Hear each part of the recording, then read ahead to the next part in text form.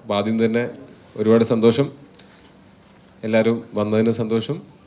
പലരും സിനിമ കണ്ടിട്ട് പേഴ്സണലി ഒക്കെ നല്ല അഭിപ്രായം പറയുന്നുണ്ട്, അതിനേക്കാളും സന്തോഷം. ഞാനിങ്ങനെ ഒരു സാധാരണ ഞാൻ പ്രധാന വേഷത്തിൽ അഭിനയിക്കുന്ന സിനിമകളാണ് ഞാൻ പ്രൊഡക്ഷൻ്റെ ഭാഗമായിട്ടുള്ളത്.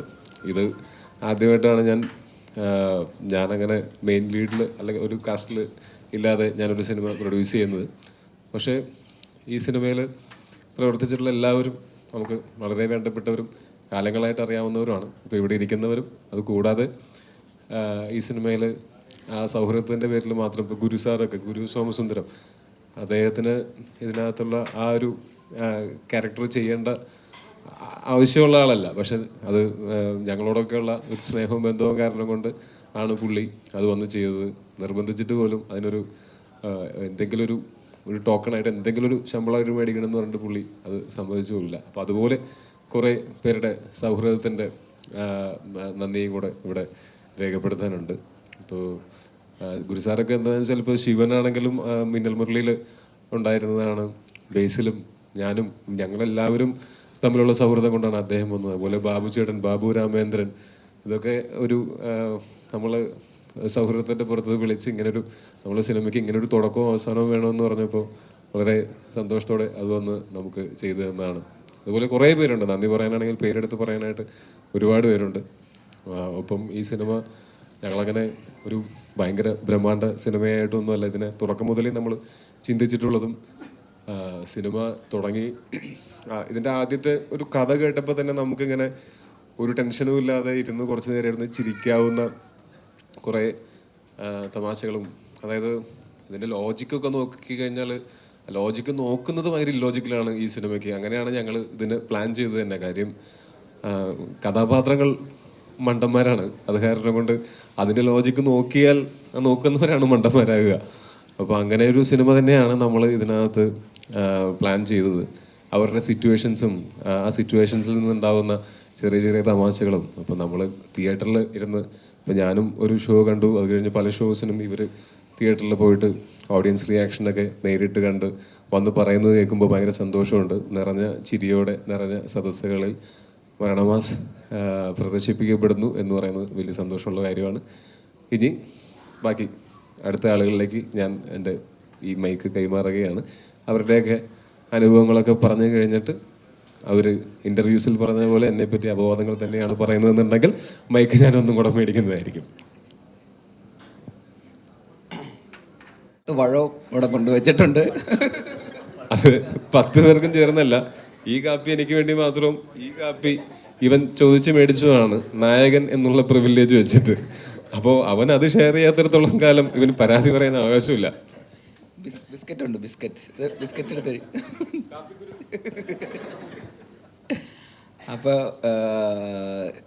അപ്പോൾ താങ്ക് യു എല്ലാവർക്കും, ഒരുപാട് നന്ദി. എല്ലാവരും സിനിമ കണ്ടു, കാണാത്തവരുണ്ടെങ്കിൽ പോയി പറയുക.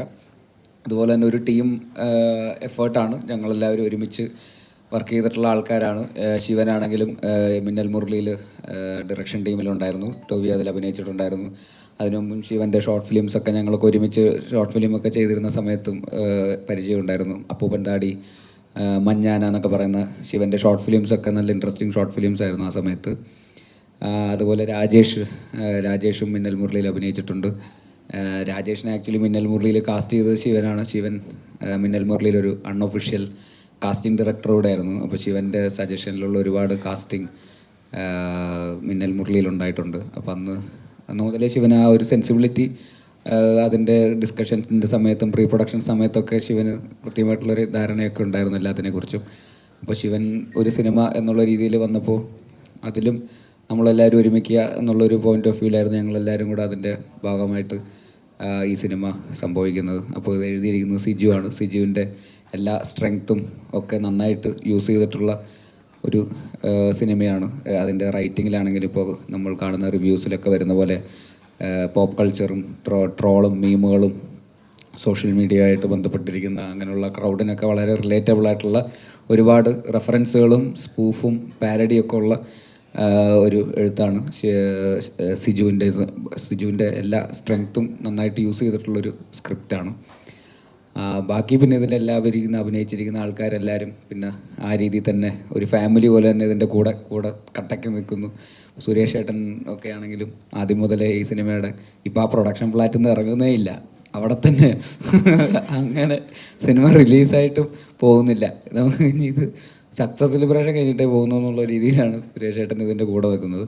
അപ്പോൾ സുരേഷ് ഏട്ടനാണെങ്കിലും സാധാരണ അങ്ങനെ കോളേജ് വിസിറ്റ്സിനോ ഒരുപാട് ഇൻ്റർവ്യൂസിനോ ഒന്നും വന്നിരിക്കാറുള്ള ആളല്ല. പക്ഷേ ഈ സിനിമയ്ക്ക് വേണ്ടിയിട്ട് നമ്മുടെ കൂടെ ഈ പറയുന്ന തമാശയൊക്കെ പറയാനും അങ്ങോട്ടും ഇങ്ങോട്ടും കൗണ്ടറൊക്കെ അടിച്ചുകൊണ്ടിരിക്കുന്ന സുരേഷ് ഏട്ടനും ഞങ്ങളുടെ കൂടെ ഒരുമിച്ച് എല്ലായിടത്തും ഉണ്ടായിരുന്നു. ഒരു പ്രസ് മീറ്റിന് തന്നെ വന്നിരുന്നിട്ട് അപ്പോൾ ആ രീതിയിൽ സുരേഷ് ഏട്ടനൊക്കെ ഞങ്ങളുടെ കൂടെ ഭയങ്കര ആക്റ്റീവായിട്ട് എല്ലാവർക്കും ആ സിനിമയോടൊക്കെ ഉള്ള ഒരു സ്നേഹവും എല്ലാവരും അങ്ങോട്ടും ഇങ്ങോട്ടൊക്കെ ഉള്ളൊരു ബന്ധങ്ങളുടെയൊക്കെ ഒരു പുറത്താണ് ഇതെല്ലാവരും അങ്ങനെ ഒരുമിച്ച് നിന്നത്. പിന്നെ സ്വാഭാവികമായിട്ടും പ്രൊഡക്ഷൻ ഞാൻ തമാശയായിട്ട് പല ഇൻ്റർവ്യൂസിലൊക്കെ പറഞ്ഞിട്ടുണ്ടെങ്കിലും പ്രൊഡക്ഷൻ എന്നുള്ള രീതിയിൽ ഒരുപാട് ബുദ്ധിമുട്ടുകൾ നേരിട്ടുള്ള ഒരു സിനിമ കൂടിയാണ്. പറഞ്ഞതിനേക്കാളും ബജറ്റ് ഇച്ചിരി കൂടിപ്പോയിട്ടുണ്ട്. ഇച്ചിരിയല്ല, കുറച്ച്.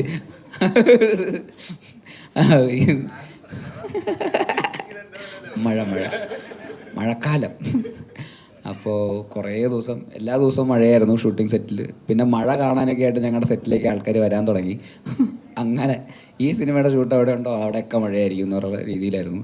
രാമേശ്വരത്ത് നല്ല ഏത് മാസത്തായിരുന്നു? പൊരി വെയിലത്ത് അല്ല, ഏത് മാസം?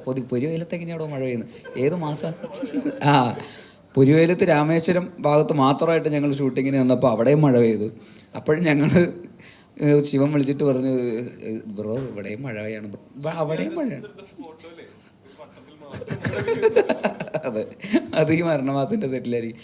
എന്തൊരു ഗതിയില്ലാത്തവന്മാരാടാന്നുള്ള രീതിയിലായിരുന്നു. എവിടെ പോയാലും മഴ. ഞങ്ങൾ അതും നൈറ്റായിരുന്നു, എല്ലാ ദിവസവും നൈറ്റ് ഷൂട്ടായിരുന്നു. ഫുൾ രാത്രി നടക്കുന്ന കഥയായതുകൊണ്ട് ഫുൾ നൈറ്റായിരുന്നു ഷൂട്ട്. രാത്രി മുതൽ രാവിലെ വരെ ഇരിക്കണം. ഈ രാത്രി ഉറക്കം ഉളച്ചിട്ട് 2 മണിക്ക് 3 മണിക്കൊക്കെ മഴയും നോക്കിയിരിക്കുക, ജോലിയും ചെയ്യാൻ പറ്റുന്നില്ല എന്നൊക്കെ പറയുന്നത് കുറച്ചധികം ബുദ്ധിമുട്ടുള്ളതായിരുന്നു. അത് പ്രൊഡ്യൂസറിനെ സംബന്ധിച്ചിടത്തോളം അതിലധികം വെറുതെ പൈസ പോയിക്കൊണ്ടിരിക്കുക. ഈ ലൈറ്റും യൂണിറ്റും സെറ്റപ്പും ക്യാമറ ടീമും ക്രൂ എല്ലാവരും ഇവിടെ വന്നിട്ട് ജോലി എടുക്കാൻ പറ്റാതെ ഇരിക്കുന്നു, ഷൂട്ടിംഗ് ഡേയ്സ് കൂടുന്നു എന്നൊക്കെ പറയുമ്പോൾ അതിൻ്റേതായിട്ടുള്ള ബുദ്ധിമുട്ടുകൾ ഉണ്ടായിട്ടുണ്ട്. പക്ഷേ എന്നാൽ പോലും സിനിമയെ യാതൊരു വിധ കോംപ്രമൈസും ചെയ്യാതെ അതിൻ്റെ കൂടെ തന്നെ നിന്ന് അവസാനം വരെ അതിൻ്റെ കൂടെ തന്നെ അതിൻ്റെ ക്വാളിറ്റി 2 ക്യാമറ ഉണ്ട്, മൾട്ടി ക്യാമറൊക്കെ, അതൊക്കെ ഇപ്പം എല്ലാ പടത്തിലും ഉണ്ടേ. എന്നാലും പറഞ്ഞേക്കാം. Okay, camera ഏതായിരുന്നടാ? സൂപ്പർ 35, വലിയ വെരി എക്സ്പെൻസീവ് ക്യാമറ. അത് 2 എണ്ണം. കൂക്ക് ലെൻസ് മേടിച്ചു. ഒരു ലെൻസ് മേടിക്കേണ്ട വരെ വന്നു. സാധാരണ അതൊക്കെ വാടകയ്ക്ക് എടുക്കാറ്. സ്വന്തമായിട്ടൊരു ലെൻസ് മേടിച്ച പ്രൊഡ്യൂസറാണ്. അപ്പോൾ അത്തരത്തിൽ ഒരുപാട് എഫേർട്ട് അല്ലേ? ഇല്ല, സീരിയസ് ആയിട്ട് ഞാൻ പറഞ്ഞു വരുമ്പോൾ എന്തോ അല്ല, എനിക്കും ഇതൊക്കെ പറഞ്ഞു കേട്ടിട്ടുള്ള പരിചയമേ ഉള്ളൂ. ഞാനല്ല സ്പോട്ടിലുണ്ടായിരുന്നത്. നീ ഇതൊക്കെ എവിടെ നിന്ന് പഠിച്ചു എന്ന് ഞാൻ ഇങ്ങനെ ആലോചിക്കുകയായിരുന്നു. അപ്പോൾ ആ രീതിയിൽ ഭയങ്കര നന്നായിട്ട് തന്നെ ഇതിൻ്റെ കൂടെ നിന്നിട്ടുണ്ട് കട്ടയ്ക്ക്. ടോയി എന്നുള്ളൊരു അവൻ്റെ ബ്രദറും ഉണ്ടായിരുന്നു, ടിങ്സ്റ്റൺ ചേട്ടനും ഗോകുലും. അവരൊക്കെയാണ് ഈ സിനിമ എക്സിക്യൂട്ട് ചെയ്തത്. അവർ തന്നെയാണ് ഈ സിനിമയുടെ ത്രൂ ഔട്ട് ഈ പ്രോസസ്സിൻ്റെ ഭാഗമായിട്ട് എല്ലാ രീതിയിലും ഇതിൻ്റെ കൂടെ നിന്നത്. അവസാന നിമിഷമൊക്കെ ആയപ്പോഴേക്കും ഒരുപാട് ടൈറ്റ് ഷെഡ്യൂളിലൊക്കെയാണ് ഇത് തീർക്കേണ്ടി വന്നത്. എന്നാൽ പോലും എല്ലാവരും കട്ടയ്ക്ക് കൂടെ നിന്ന് ഒരുമിച്ച് തന്നെ കംപ്ലീറ്റ് ചെയ്ത് ഇപ്പോൾ തിയേറ്ററിൽ ഇറങ്ങി എല്ലാവരുടെ അഭിപ്രായങ്ങൾ നീട്ടുന്നു. അപ്പോൾ ഈ പെടുന്ന എഫേർട്ടും നമ്മൾ കാത്തിരുന്ന രാത്രികളും മഴ കണ്ടിരുന്ന രാത്രികളും ഇവരുടെ ഈ ടെൻഷൻ അനുഭവിച്ച ടെൻഷനും എല്ലാവരും ഈ അവസാന നിമിഷം ഡെഡ് ലൈൻസ് മീറ്റ് ചെയ്യാൻ വേണ്ടിയൊക്കെ ഓടി നടന്ന് കഷ്ടപ്പെട്ടതിനൊക്കെ ഇപ്പോൾ ഒരു റിവാർഡ് കിട്ടുന്നു, പേ ഓഫ് കിട്ടുന്നു എന്ന് പറയുന്നതിൽ ഒരുപാട് സന്തോഷം. അപ്പോൾ അഗെയിൻ ആത്മാർത്ഥമായിട്ട് ഇതിനെ സമീപിച്ചിട്ടുള്ളത് കൊണ്ട് തന്നെയുള്ള റിവാർഡുകളാണത്. അപ്പോൾ അത് പ്രഷറുടെ ഭാഗത്തു നിന്ന് അത്തരത്തിലുള്ളൊരു റെസ്പോൺസ് കിട്ടുന്നതിൽ ഒരുപാട് സന്തോഷം. ബാക്കി കൺവിൻസിങ് സ്റ്റാർ കണ്ടിന്യൂ ചെയ്യുന്നതാണ്. നമസ്കാരം. എനിക്കിങ്ങനെ ചോദ്യശരങ്ങൾ വേണം. അപ്പം ഞാൻ മയക്ക് കണ്ട കൈമാറും. നീ വെറുതെ നിങ്ങൾ ശരങ്ങൾ പോരട്ടെ. ഹൈദരാലി ഒളിഞ്ഞിരിക്കുന്നില്ല അവിടെ എന്തിനാ? അറിയാതെ മാറിയിരുന്ന് ഇങ്ങനെ കണ്ടു. അപ്പോൾ നേരിട്ട് അവരുടെ ചിരിയും കയ്യടികളൊക്കെ ഞങ്ങൾ നേരിട്ട് നല്ല കണ്ടതാണ്.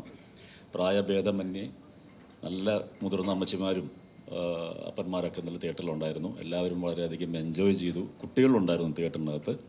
അപ്പോൾ ആ കാഴ്ചയൊക്കെ ഞങ്ങൾക്ക് വളരെയധികം ഞങ്ങൾ പ്രതീക്ഷിച്ച ക്രൗഡ് ഇന്നലെ തിയേറ്ററിലുണ്ടായിരുന്നു. അവരുടെ റെസ്പോൺസ് നേരിട്ട് കണ്ട് അനുഭവിച്ച സന്തോഷം കൂടി ഞങ്ങൾക്കുണ്ട്. അത്രേ പറയാനുള്ളൂ. എന്താ അവർ പറഞ്ഞ വെച്ചാൽ ഇത് ലോജിക്ക് നോക്കിയിട്ട് ചെയ്യേണ്ട, ഇപ്പം ഇങ്ങനത്തെ കഥാപാത്രങ്ങളുണ്ടോ അല്ലെങ്കിൽ ഇങ്ങനത്തെ കഥയുണ്ടോ എന്നൊന്നും പറയാൻ പറ്റില്ല. പക്ഷേ ആ സിനിമ ഈ 2.25 മണിക്കൂർ 2:17 വളരെയധികം ആസ്വദിച്ച് ഞങ്ങൾ എൻജോയ് ചെയ്തു എന്ന് നേരിട്ട് കേട്ടറിഞ്ഞ സന്തോഷത്തിലാണ് ഞങ്ങളെല്ലാവരും. സംവിധായകൻ എന്തൊക്കെയോ കുറേ പറയാനുണ്ട്. എനിക്ക് ചോദ്യശരങ്ങളില്ലാത്തതുകൊണ്ട്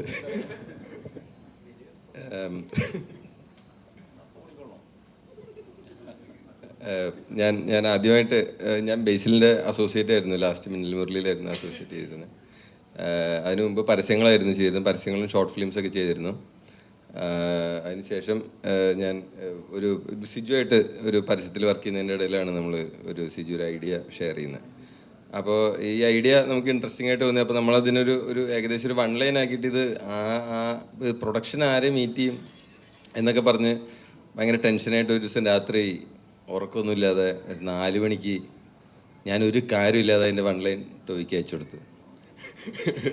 അതെന്തിനാ അയച്ചതെന്ന് എനിക്കും അറിയില്ല. അന്ന് പുള്ളിക്ക് പ്രൊഡക്ഷൻ പ്ലാനുകളൊന്നുമില്ല. അപ്പം ഞാൻ ഒന്ന് വായിച്ച് നോക്കാൻ വേണ്ടി അയച്ച്. പുള്ളി പറഞ്ഞു അമേരിക്കയിൽ US എവിടെയായിരുന്നു, അപ്പോൾ തിരിച്ചു വന്നിട്ട് നമുക്ക് കാണാം എന്ന് പറഞ്ഞു. അങ്ങനെയാണ് ഈ പ്രോജക്റ്റ് ഉണ്ടാവുന്നത്. അപ്പോൾ അതിന് ശേഷം പിന്നെ എല്ലാവരും നമ്മുടെ കൂടെ വന്ന, അത് കഴിഞ്ഞിട്ടാണ് പിന്നെ ബേസിലിനോട് കഥ പറയുന്നത്, അഭിനയിക്കാൻ വേണ്ടി പറയുന്നത്. അതിന് മുമ്പ് കഥ സംസാരിച്ചിട്ടുണ്ടായിരുന്നു. അപ്പോൾ അതിനുശേഷം ആണ് പിന്നെ ഈ സിനിമയുടെ ഒരു പ്രീ പ്രൊഡക്ഷനും പിന്നീട് ഗൂഗിൾ, നമ്മുടെ എക്സിക്യൂട്ടീവ് പ്രൊഡ്യൂസർ ഗൂഗിളാണ് പിന്നെ ബാക്കിയുള്ള കാര്യങ്ങളെല്ലാം മാനേജ് ചെയ്തിരുന്നത്. ടിൻസൺ ചേട്ടനാണ് നമ്മുടെ കൂടെ കട്ടയ്ക്ക് നിന്നിരുന്നത്. ഫുൾ പ്രൊഡക്ഷൻ പുള്ളിയാണ് ഹാൻഡിൽ ചെയ്യുന്നത്. എന്നെക്കാളും കൂടുതൽ സിനിമ കണ്ടിട്ടുള്ള ടിൻസൺ ചേട്ടനായിരിക്കും.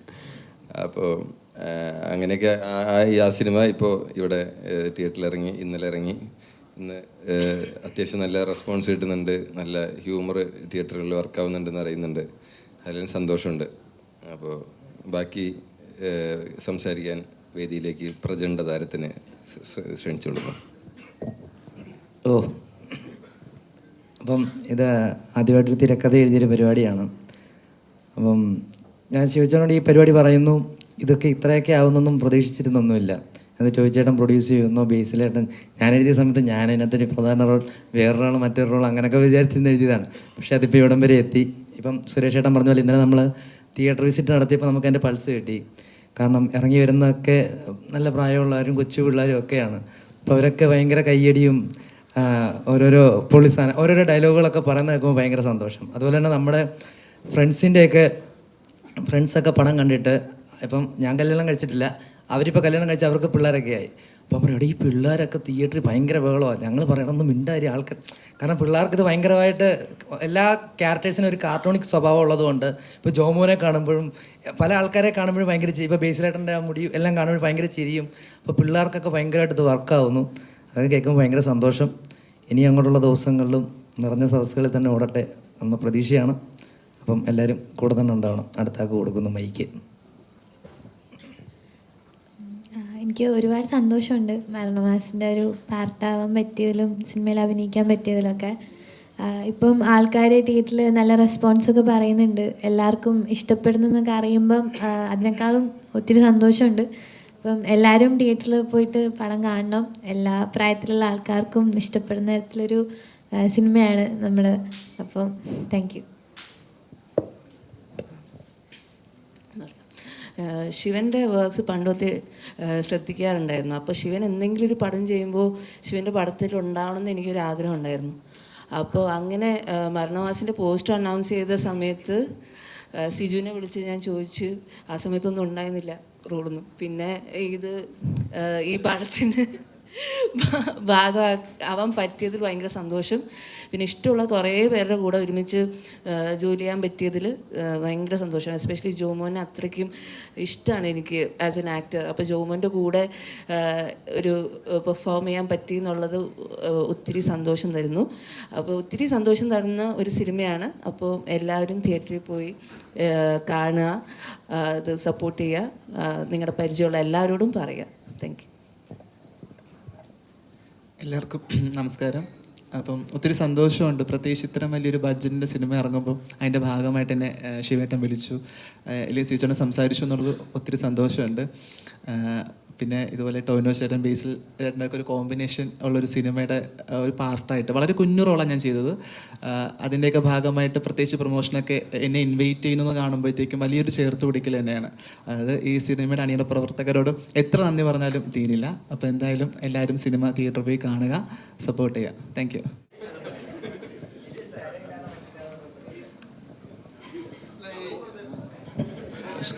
ഹലോ, സ്ക്രിപ്റ്റ് റൈറ്ററിൻ്റെ അടുത്താണ് കേട്ടോ.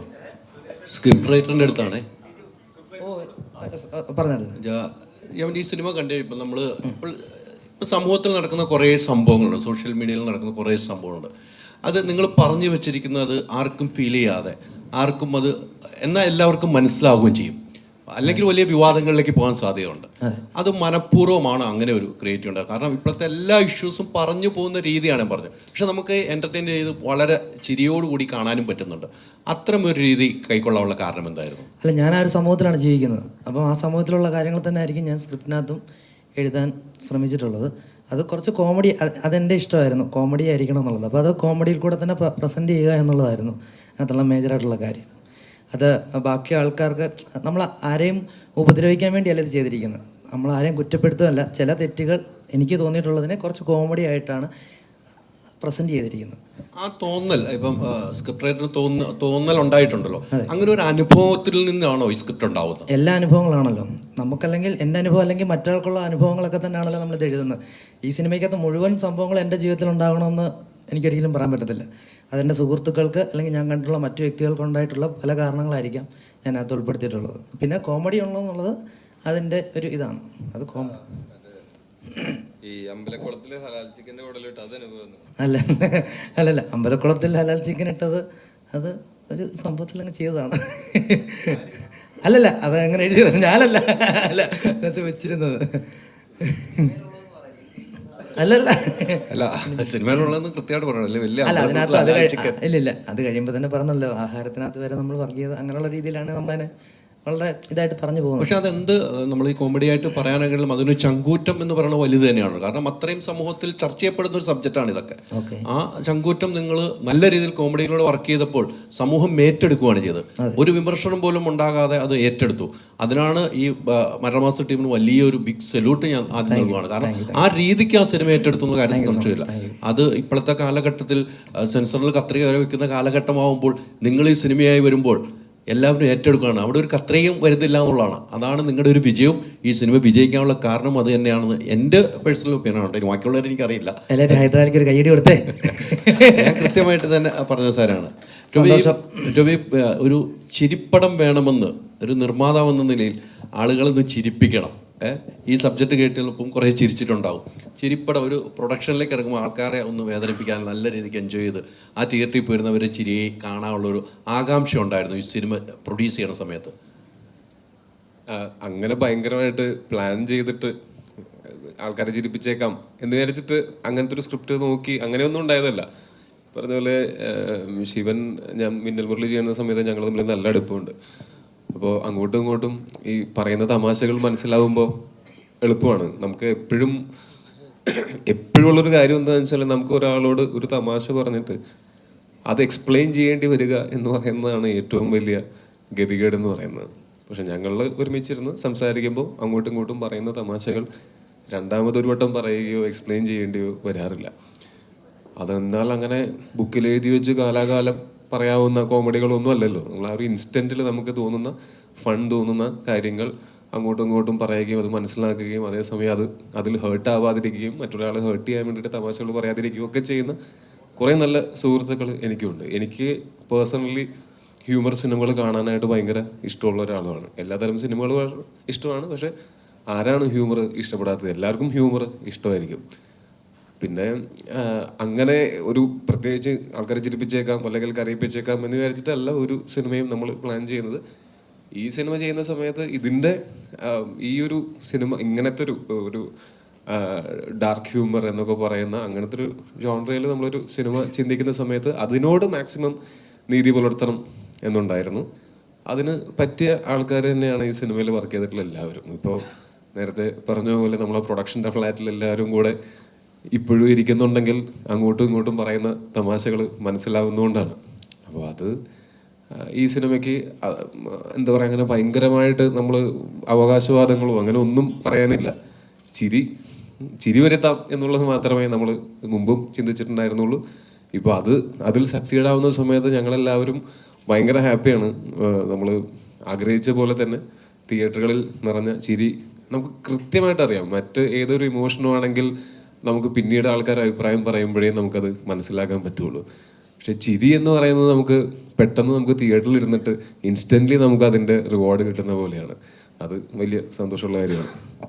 ഈ കഥ കേട്ട് കഴിഞ്ഞപ്പോൾ ഒരു വിഷയം, ഇപ്പോൾ അവിടെ ചോദിച്ച സ്ക്രിപ്റ്റ് തന്നെ, ആ സ്ക്രിപ്റ്റുമായിട്ട് ബന്ധപ്പെട്ട് തന്നെ ഈ വിഷയങ്ങൾ കൈകാര്യം ചെയ്യുമ്പോൾ ഒരു നിർമ്മാതാവെന്ന നിലയിൽ ഭയപ്പാടുണ്ടായിരുന്നു?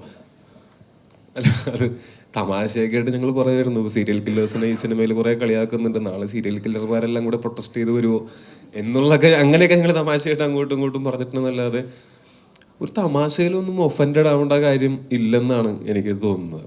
അത് നമ്മളെല്ലാത്തിലും ഭയങ്കര സെൻസിറ്റീവായി കഴിഞ്ഞാൽ തമാശകൾ പറയാൻ പറ്റില്ല.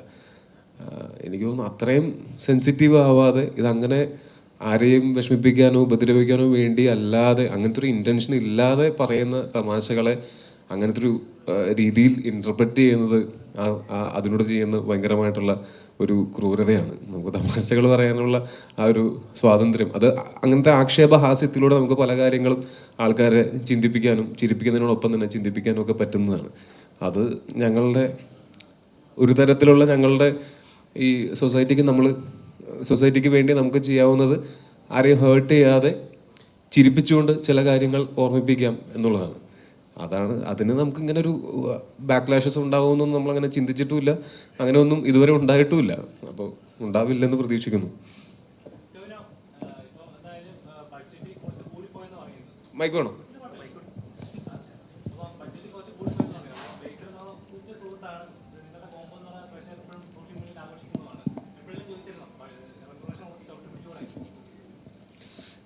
ഞാൻ വളരെ കൃത്യമായിട്ട് ഇതിൻ്റെ പ്രൊഡക്ഷനിൽ ഞാൻ അങ്ങനെ ഭയങ്കരമായിട്ട് ഇടപെട്ടിട്ടില്ലെങ്കിലും ഞാൻ കൃത്യമായിട്ട് പറഞ്ഞിട്ടുണ്ടായിരുന്നത് ആരോടും അങ്ങനെ നിർബന്ധിച്ച് ശമ്പളം കുറപ്പിക്കരുത് എന്നുള്ളതാണ്.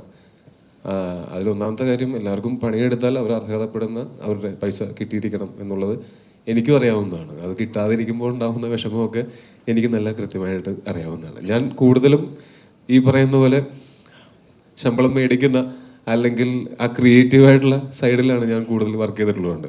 അതുകൊണ്ട് അവർ എങ്ങനെയൊക്കെ ചിന്തിക്കും, അവർക്ക് എന്തൊക്കെ ഫീൽ ആവും എന്നുള്ളതൊക്കെ എനിക്ക് ഈസിലി ചിന്തിക്കാൻ പറ്റും.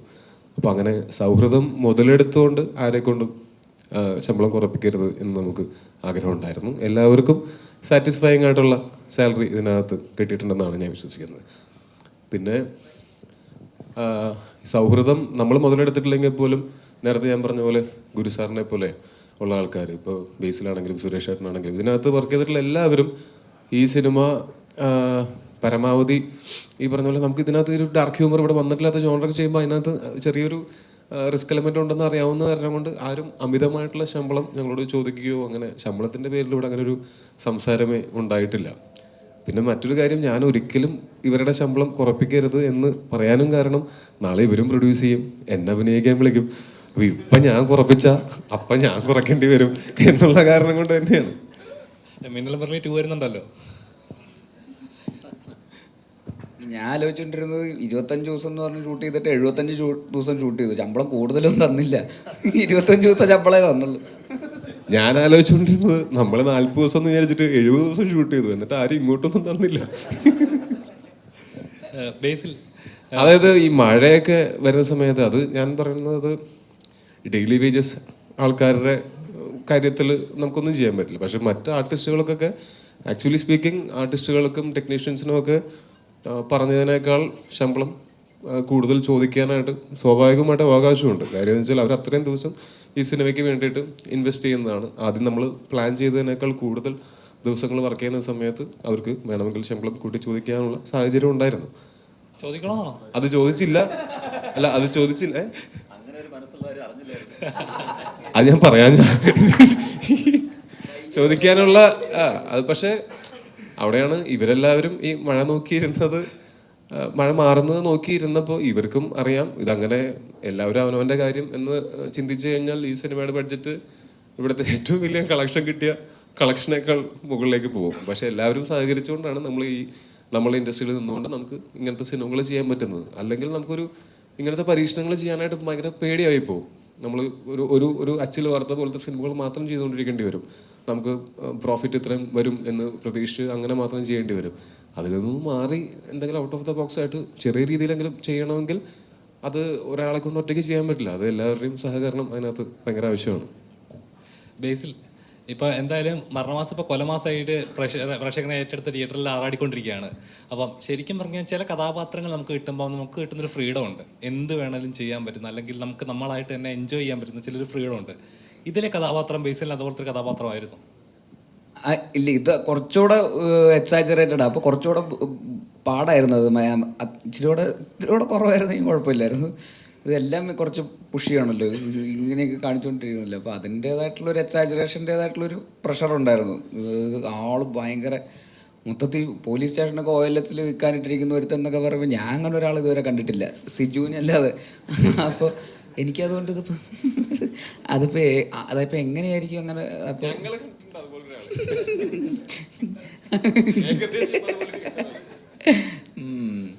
അപ്പോൾ അപ്പോൾ അതുകൊണ്ട്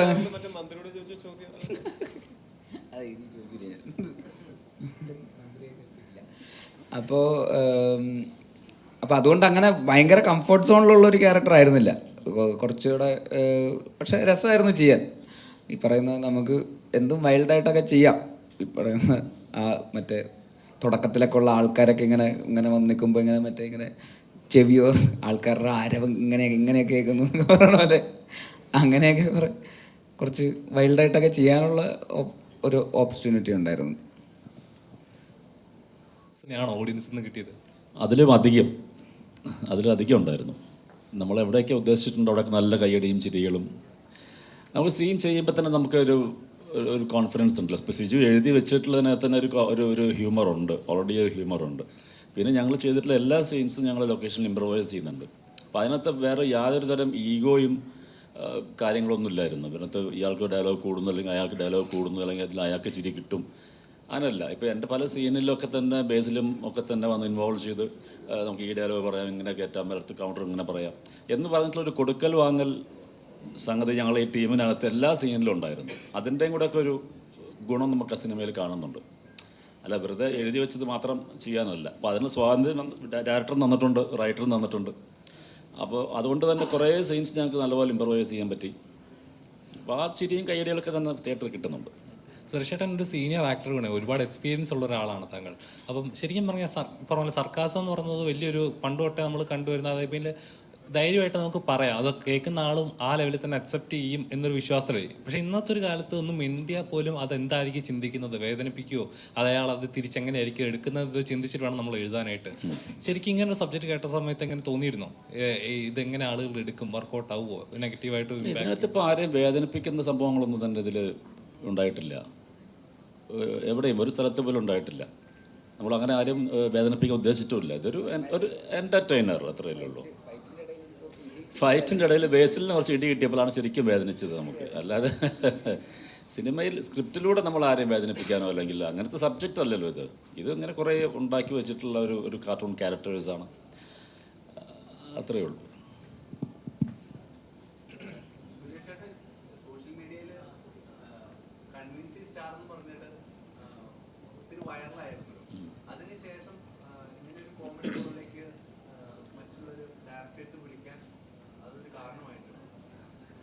അല്ല അതിനു മുമ്പും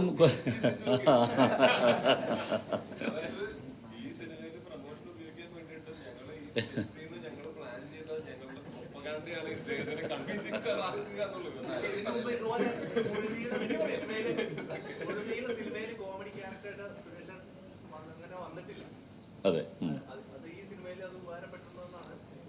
ഇല്ല, എനിക്കതിൻ്റെ തുടക്കം എനിക്കിപ്പോഴും ഞാൻ പറഞ്ഞില്ലേ, ഇതിൽ ഒരു ബസ് കണ്ടക്ടർ, ബസ് ഡ്രൈവറുടെ ഒരു വേഷമാണ്. എന്നെ കണ്ടിട്ട് വേറൊരാളിങ്ങനെ ഒരു ബസ് ഡ്രൈവറുടെ വേഷത്തിൽ വിളിക്കുന്ന എനിക്ക് തോന്നുന്നില്ല. ഞാൻ ആലോചിച്ചപ്പോൾ എനിക്ക് തോന്നുന്നത് ഞങ്ങൾ നടികർ എന്ന ഒരു സിനിമയിലായിരുന്നു ഞാൻ ടോവിയൊക്കെ കൂടുതൽ അടുക്കുന്ന ഒരു സമയം. അപ്പോൾ ടോവിയാണ് ഇതിൻ്റെ പ്രൊഡ്യൂസർ. ചിലപ്പോൾ അങ്ങനെ ഒരു ക്യാരക്ടർ ലിസ്റ്റ് വന്നപ്പോഴത്തേക്കും ചിലപ്പോൾ ഒരു സജഷൻ പറഞ്ഞിട്ടുണ്ടായിരിക്കണം, അതിനെ സംവിധായകനും ഓക്കെ പറഞ്ഞിട്ടുണ്ടായിരിക്കണം, അങ്ങനെയായിരിക്കും. അല്ലാതെ ഇപ്പോൾ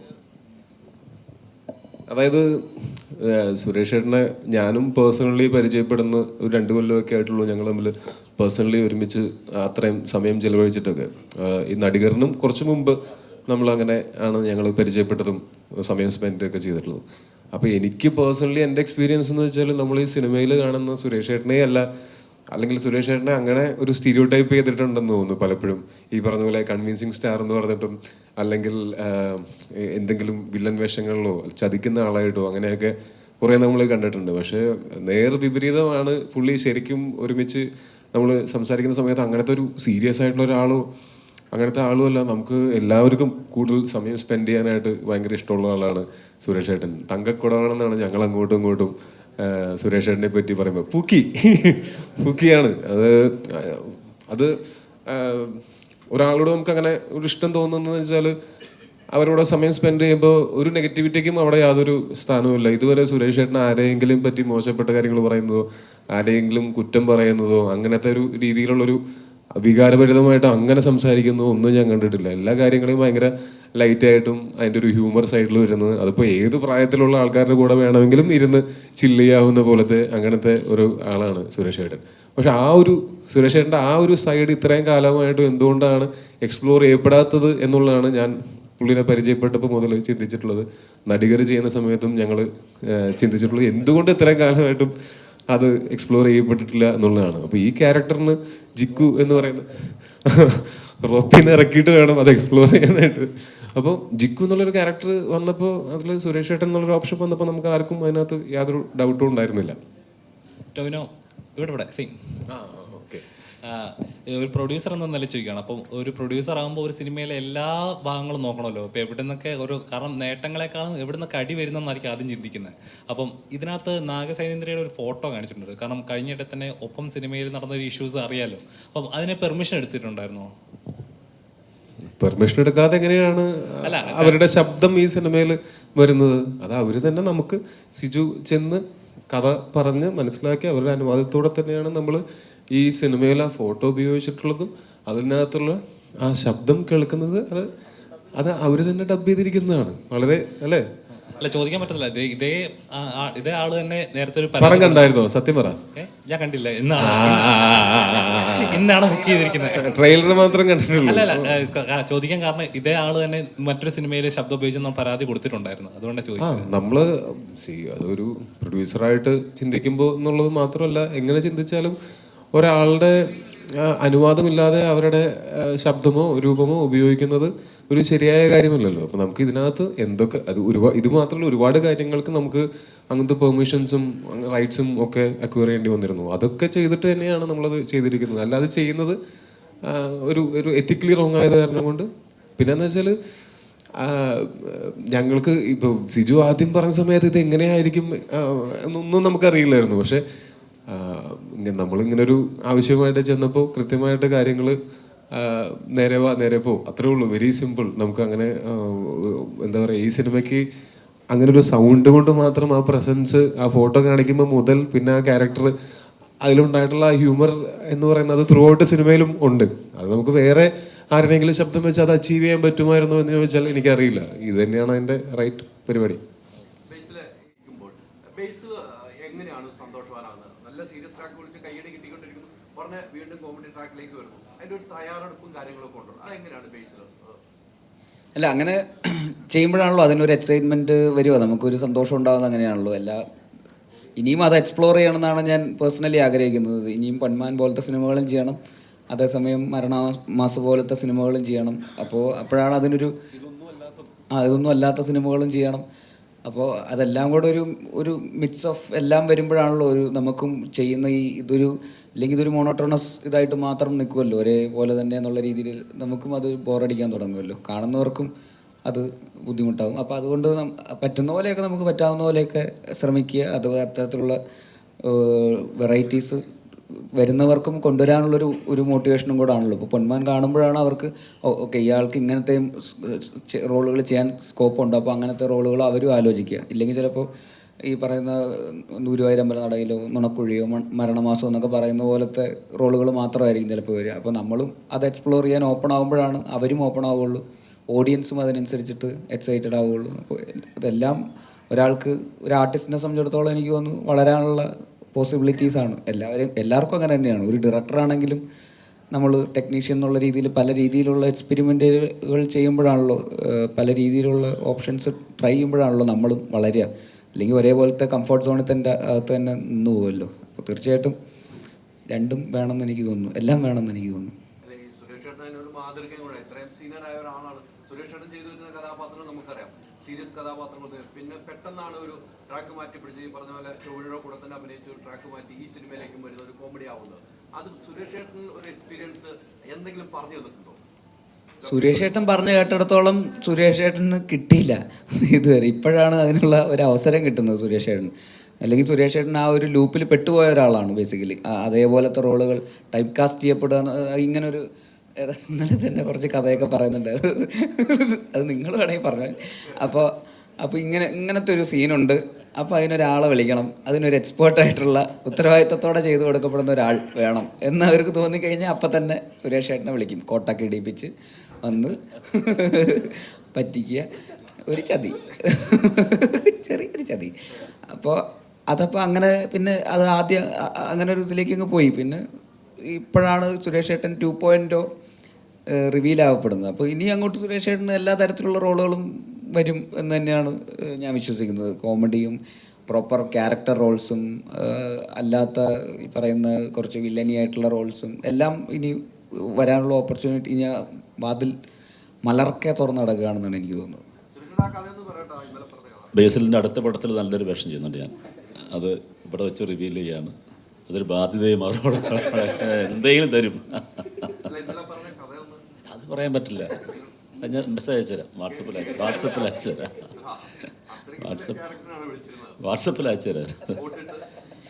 ഒന്നുമില്ല, ഒരു സീസണിൽ സ്ഥിരമായിട്ട് ബലാത്സംഗം ആ പരിപാടിയൊക്കെ ആയിരുന്നു. ഞാനിങ്ങനെ ആലോചിക്കും, എന്തിനാ എന്നെ വിളിക്കുന്ന ഇവർ സ്ഥിരമായിട്ട്. അങ്ങനെ ഏതോ ഒരു നമ്മുടെ നന്ദിനി എന്ന് പറഞ്ഞ നമ്മുടെ ഒരു നായിക ഉണ്ടായിരുന്നല്ലോ പണ്ട്, നമ്മുടെ കരുമാടിക്കുട്ടനുള്ള നായിക. അതിലും ബലാത്സംഗം പരിപാടി ഉണ്ടായിരുന്നു. അത് കഴിഞ്ഞ് 3 പടം അടുപ്പിച്ച് ഞാനായിരുന്നു. മൂന്നാമത്തെ സിനിമ എത്തിയപ്പോൾ അവർ വെച്ചു, ഇതിലും നിങ്ങളാണോ? അപ്പോൾ ഞാൻ പറഞ്ഞു, ഇവിടെ ചിലപ്പോൾ അധികം ആൾക്കാർക്ക് ഇത് അറിയില്ലായിരിക്കാം, അതുകൊണ്ടാണ് നമുക്ക് പെട്ടെന്ന് അധികം ടേക്ക് പോകാതെ പെട്ടെന്ന് പണി തീർക്കാന്ന് പറഞ്ഞിട്ട് എന്ന് പറഞ്ഞൊരു 3-4 പടം അടുപ്പിച്ച് ഞാൻ അവരുടെ കൂടെ ഉണ്ടായിട്ടുണ്ട്. അപ്പോൾ അതിനൊക്കെ പ്രത്യേകിച്ച് ഇപ്പോൾ അയാളെ കണ്ടു കഴിഞ്ഞാൽ അയാൾ നല്ല ബലാത്സംഗം പേരിനായിരിക്കും, അങ്ങനെയൊന്നും എന്നെ കണ്ട അതൊന്നും ആയിരിക്കില്ല. പക്ഷെ അങ്ങനെ ഒരു ട്രെൻഡ് ഒരു സമയത്ത് അങ്ങനെ ഒരു ത്രൂ ഔട്ട് അത് തന്നെയായിരുന്നു. സിനിമ മാറി, ആ ട്രെൻഡുകളും മാറുന്നുണ്ട്. മാറി ഒരുപാട് മാറി. ടോവിയാണ് ചെയ്തിട്ടുള്ള പല കഥാപാത്രങ്ങളും മാറിയാണ് ചെയ്യുന്നത്. അപ്പൊ എല്ലാ ആർട്ടിസ്റ്റുകളും അതിന് തയ്യാറാവുന്നുണ്ട്. ചില ആർട്ടിസ്റ്റുകളുടെ ചെല്ലാൻ ഡയറക്ടർ ഭയക്കുന്നുണ്ട്, അവരെ കൊണ്ട് ഈ ഭാരം എടുപ്പിക്കാൻ കഴിയുമെന്ന് ഭയപ്പെടുന്ന ഡയറക്ടർമാരുണ്ട്. അതെ ഇല്ല, ആർട്ടിസ്റ്റ് തയ്യാറാവുന്നത് മാത്രമല്ല, അത് ഓഡിയൻസ് അക്സെപ്റ്റ് ചെയ്യുന്നുണ്ട് എന്നുള്ളതാണ് അതിൻ്റെ ഏറ്റവും വലിയ പോയിന്റ്. പണ്ടും എല്ലാ ആർട്ടിസ്റ്റിനും ആഗ്രഹം ഉണ്ടായിരിക്കും, പക്ഷെ ഇത് ഓഡിയൻസ് ഇയാൾ അക്സെപ്റ്റ് ചെയ്യുമോ എന്നുള്ളൊരു പേടി കാരണം പ്രൊഡ്യൂസറോ അല്ലെങ്കിൽ ഡയറക്ടറോ സമ്മതിക്കത്തില്ലായിരിക്കും. അതായിരിക്കാം അങ്ങനെ സ്ഥിരം വില്ലൻ അല്ലെങ്കിൽ സ്ഥിരം ഫൈറ്റ് എന്നൊക്കെ പറഞ്ഞിട്ട് അങ്ങനെ തന്നെ മാറിപ്പോകുന്നത് അതുകൊണ്ടായിരിക്കാം. ആരും അങ്ങനെ ശ്രമിച്ചിട്ടില്ല.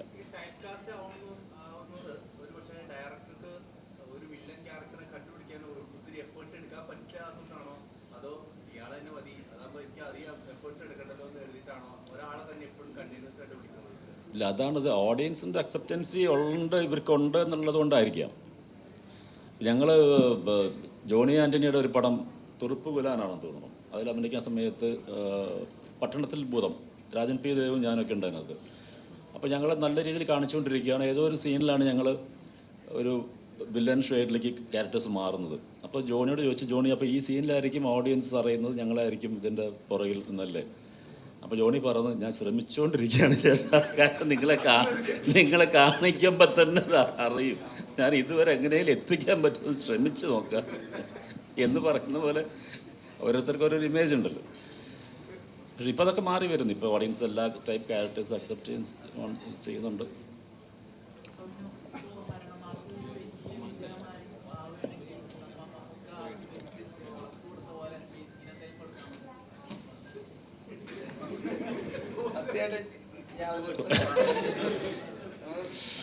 ഒരു പഴം എടുത്തോ, ഒരു പഴം എടുത്തോ, ഫ്രീ. ഞാനങ്ങനെ സ്റ്റേജിൽ വെച്ച് പബ്ലിക്കായിട്ടല്ലെങ്കിലും ഇവനെ ഞാൻ പലപ്പോഴായിട്ട് ഗിഫ്റ്റുകൾ കൊടുക്കാറുണ്ട്. ഇനി ഞാൻ ഗിഫ്റ്റ് തരുമ്പോൾ ഇവൻ നിങ്ങളെ വിളിച്ച് പറയുന്നതായിരിക്കും.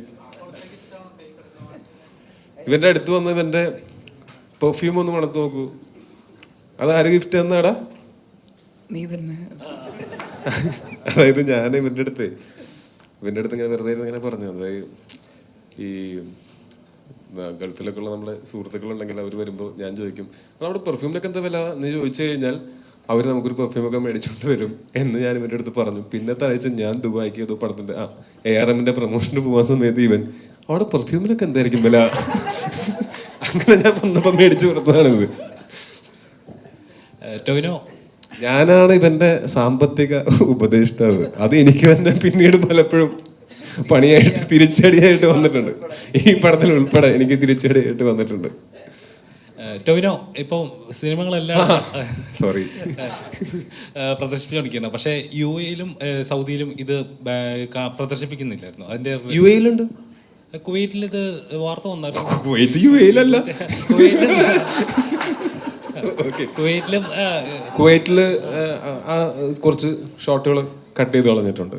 സൗദിയിലും ആ സിനിമ പ്രദർശിപ്പിക്കാൻ പറ്റില്ല എന്ന് പറഞ്ഞു. അത് ഓരോ രാജ്യങ്ങളുടെ, നമുക്ക് നമ്മളുടെ രാജ്യത്തിൻ്റെയൊക്കെ ആണെങ്കിൽ നമുക്കതിന് വേണമെങ്കിൽ ചോദ്യം ചെയ്യാം, നമുക്കതിന് വേണ്ടി ഫൈറ്റ് ചെയ്യാം.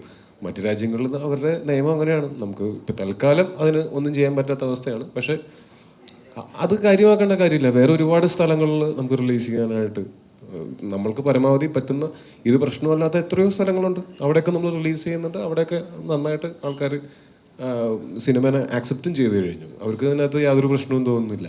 അത് ഓരോ രാജ്യങ്ങളുടെ നിയമങ്ങളാണ്. അതല്ലാതെ ഇനിയും അടുത്ത ആഴ്ചയൊക്കെ ആകുമ്പോഴത്തേക്കും ഇനിയും കൂടുതൽ സ്ഥലങ്ങളിലേക്ക് ഞങ്ങൾക്ക് കഴിഞ്ഞ ആഴ്ച ഇപ്പോൾ ഈ റിലീസ് ചെയ്തപ്പോൾ സൈമിൾട്ടേനിയസ്ലി ഔട്ട്സൈഡ് ഇന്ത്യ പല സ്ഥലങ്ങളിലും റിലീസ് ചെയ്യാനായിട്ട് നമുക്ക് പറ്റിയിട്ടില്ലായിരുന്നു, പല കാരണങ്ങൾ കൊണ്ട്.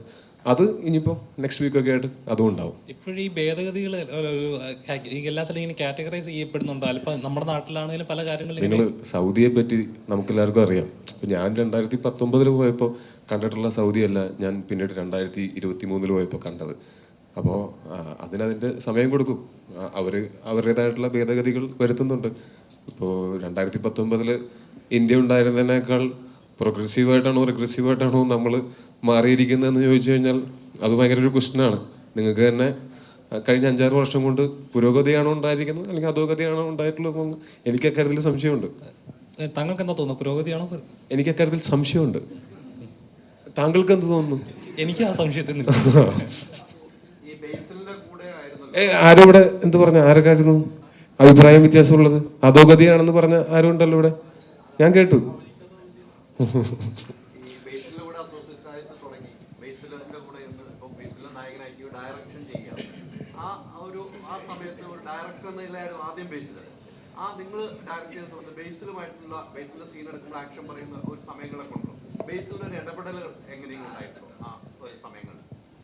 ആക്ഷൻ പറഞ്ഞ് പുള്ളി അഭിനയിക്കും, അതായിരുന്നു പ്രധാന ഇടപെടൽ. അല്ല, കമ്മ്യൂണിക്കേറ്റ് ചെയ്യാൻ എളുപ്പമായിരുന്നു. പ്രത്യേകിച്ച് നമുക്ക് അറിയുന്ന ആൾക്കാരായതുകൊണ്ട് ഒരു ഹ്യൂമറിൻ്റെ ഒരു പെർസ്പെക്റ്റീവ്, അല്ലെങ്കിൽ ഇത് കുറച്ച് ട്രിക്കി ആയിട്ടുള്ളൊരു ഫൺ പരിപാടിയാണ്. അപ്പോൾ ഇതേ കോമഡി തന്നെ വേറൊരാളുടെ അടുത്ത് പറഞ്ഞാൽ ചിരിക്കണമെന്നില്ല. അപ്പോൾ ഇത് ടാക്കിൾ ചെയ്യാൻ പറ്റുന്ന രീതിയിലുള്ള ആക്ടേഴ്സിനെ സെറ്റ് ചെയ്യുക എന്നുള്ളത് തന്നെ കുറച്ച് ടാസ്ക് ആയിരുന്നു. അപ്പോൾ ഒരു സിനിമയുടെ ഒരു കറക്റ്റ് ആക്ടേഴ്സിനെ കാസ്റ്റ് ചെയ്ത് കഴിഞ്ഞാൽ അതിൻ്റെ ഒരു 60% പണി കഴിഞ്ഞു എന്നാണ് എനിക്ക് തോന്നാറ്. അപ്പോൾ ഈ സിനിമയെ സംബന്ധിച്ച് ഞാൻ ആദ്യം കാസ്റ്റ് സെറ്റ് ചെയ്യുക എന്നുള്ളതായിരുന്നു എൻ്റെ മെയിൻ ടാസ്ക്. അപ്പോൾ ആ കാസ്റ്റിലുള്ള പ്രധാനപ്പെട്ട ആൾക്കാരെല്ലാവരും അവരുടെ പണി നന്നായിട്ട് എടുത്തിട്ടുണ്ട് എന്നുള്ളതുകൊണ്ട് എൻ്റെ പണി കുറച്ച് കുറവായിരുന്നു.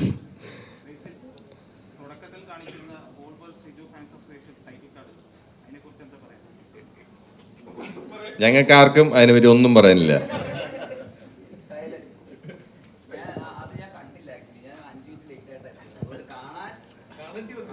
അല്ല, അതിന് തൊട്ട് മുമ്പ് ടോയ്ച്ചേട്ടൻ്റെ കാർഡ് വെക്കുന്നുണ്ട്.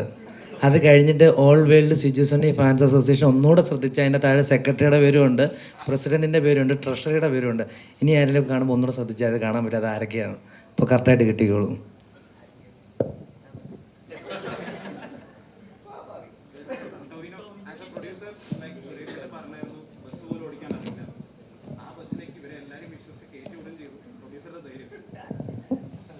പ്രൊഡ്യൂസറിൻ്റെ ധൈര്യമല്ല, ഞങ്ങളുടെ ധൈര്യമാണ്. പ്രൊഡ്യൂസർ എന്താ ഇവിടെ ഇല്ലല്ലോ. സുരേഷ് സുരേഷ് ചേട്ടന് ബസ് ഓടിക്കാൻ അറിയില്ല എന്നെനിക്കറിയില്ലായിരുന്നു. അതുകൊണ്ടാണ് ധൈര്യത്തോടെ കയറ്റി വിട്ടത്. പിന്നെ ഒരു വണ്ടിയിൽ എല്ലാവരും കൂടെ പോകുന്ന സമയത്ത് ലോകം രക്ഷപ്പെട്ടെങ്കിൽ രക്ഷപ്പെട്ടോട്ടെ എന്ന് ഞാൻ വിചാരിച്ചു.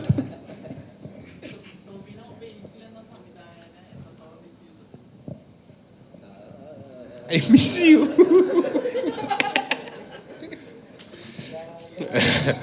അത് ഓൺ എ സീരിയസ് നോട്ട് ഞങ്ങൾ തമ്മിൽ ഇതിനെപ്പറ്റി സംസാരിച്ചിട്ടുണ്ടായിരുന്നു. അപ്പോൾ ഞാൻ പറയാതെ തന്നെ ഇവനും അറിയുന്നുണ്ട്. ഒരുപക്ഷെ ഞാൻ ബേസിൽ എന്ന് പറയുന്ന സംവിധായകനെ മിസ് ചെയ്യുന്നതിനേക്കാൾ കൂടുതൽ ബേസിൽ എന്ന് പറയുന്ന സംവിധായകനെ മിസ് ചെയ്യുന്നുണ്ട്. അതെനിക്കും നല്ല കൃത്യമായിട്ട് അറിയാം. പക്ഷേ അങ്ങനെ തല്ലിപ്പഴിപ്പിക്കാൻ പറ്റില്ല. ആസ് എൻ ആക്ടർ ബേസിൽ നല്ല വൃത്തിയായിട്ട് അവൻ്റെ ജോലി ചെയ്തുകൊണ്ട് പോകുന്നുണ്ട്. ഇപ്പോൾ ഞാൻ as a friend, as an ഓഡിയൻ, as A producer ഒക്കെ ഞാൻ നോക്കുന്ന സമയത്ത് വളരെ സാറ്റിസ്ഫൈങ് ആയിട്ടുള്ള ആക്ടിങ് പെർഫോമൻസസ് ബേസിലിൻ്റെ ഭാഗത്തുനിന്ന് ഇഷ്ടംപോലെ ഉണ്ടാവുന്നുണ്ട്. കഴിഞ്ഞ ബേസിലിൻ്റെ സിനിമകളൊക്കെ കാണുമ്പോൾ മനസ്സിലാക്കാം. പക്ഷെ അതിനേക്കാൾ എനിക്ക് ഞങ്ങൾ തമ്മിലുള്ള കോൺവെർസേഷൻസിൽ നിന്ന് ഞാൻ മനസ്സിലാക്കിയിട്ടുള്ളത് ബേസിലിന് ആസ് എ ഡയറക്ടർ ഒരു സിനിമ ചെയ്യുമ്പോൾ ആണ് അതിനേക്കാൾ ഒരു ആസ് എൻ ആക്ടർ ഉള്ളതിനേക്കാൾ ഹൈ കിട്ടുന്നത്. അപ്പോൾ ഞങ്ങൾ തമ്മിൽ സംസാരിച്ചപ്പോൾ ഞാനും ഇവരോടും പറഞ്ഞിട്ടുള്ളത് ഒരു 3 വർഷം കൂടുമ്പോഴൊക്കെ ഒരു സിനിമ ഡയറക്റ്റ് ചെയ്യണം, പക്ഷെ അതുകൊണ്ട് അഭിനയം നിർത്തരുത് എന്നുള്ള അഭിപ്രായമാണ് എനിക്കുള്ളത്.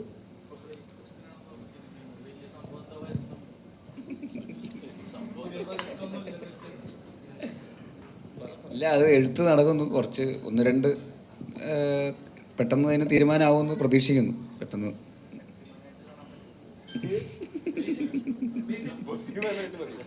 ഓൾറെഡി ബുദ്ധിമാനല്ലടാ, എന്തിനാണ് ഇനി വേറൊരു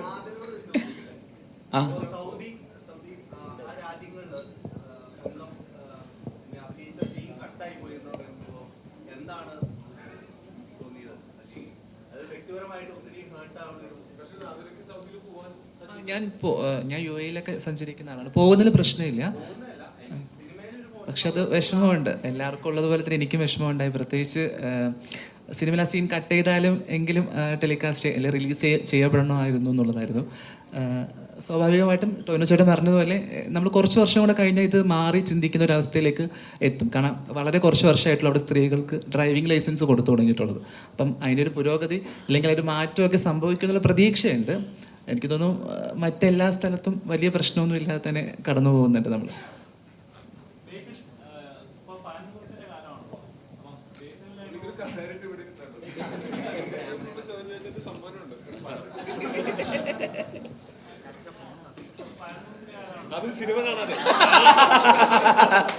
സിനിമ കാണാതെ 10-15 ചോദ്യമാണ് വിട്ട്. അപ്പൊ സിനിമ കണ്ടിരുന്നെങ്കിൽ എന്തായാലും രാവിലെ വരെ ഇവിടെ ഇരുന്ന് സംസാരിച്ചു.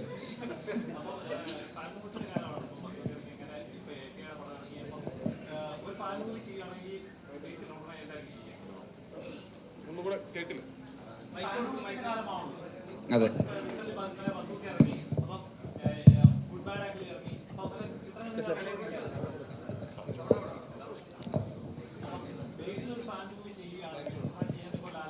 ഞാൻ ഫ്രീ അല്ല. ഡേറ്റ് ഇല്ലെന്ന് എനിക്കുമില്ല. ഇല്ല, ഒന്നും അങ്ങനെ അത് ഏതായിരിക്കും എന്നുള്ളത് ഞാൻ അനൗൺസ് ചെയ്യുമ്പോഴായിരിക്കും കുറച്ചുകൂടെ നല്ലതെന്ന് തോന്നുന്നു. ഇവിടെ നമ്മളിരുന്ന് സംസാരിക്കുന്നതിനേക്കാൾ. പിന്നെ അങ്ങനെ ഒരു സിനിമ ചെയ്യുകയാണെങ്കിൽ തന്നെ അതിൻ്റേതായിട്ടുള്ള കഥയും കറക്റ്റായിട്ടുള്ള ആ രീതിയിലുള്ള ഒരു എലിവേഷനൊക്കെ ഉള്ളൊരു സിനിമ തന്നെ ചെയ്യുമ്പോഴേ അതിനനുസരിച്ച് അത് ജസ്റ്റിഫൈഡ് ആവുള്ളൂ. ഇല്ലെങ്കിൽ ഒരു നെയിം സേക്ക് അങ്ങനെ ഒരു സിനിമ ചെയ്യുന്നതിൽ ഒരു അർത്ഥമില്ല. അപ്പോൾ ഞാൻ അത്രയും റെഡി ആകുമ്പോൾ മാത്രമേ അങ്ങനെ ഒരു സിനിമ സംഭവിക്കുകയുള്ളൂ. സംഭവിക്കുമ്പോൾ ഞാനത് എന്തായാലും അറിയിക്കുകയും ചെയ്യും. അത് ഇതുവരെ ചെയ്തിട്ടില്ലാത്ത ഒരു നടനെ വെച്ചിട്ടായിരിക്കും എന്തായാലും, ഒരു സംശയമില്ല.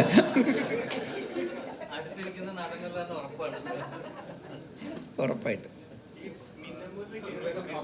പറയണമെന്നുള്ളൂ. പക്ഷെ എന്നെ വിളിച്ചിട്ട് ഭയങ്കര ഫാനാണെന്നൊക്കെ പറയാറുണ്ട്.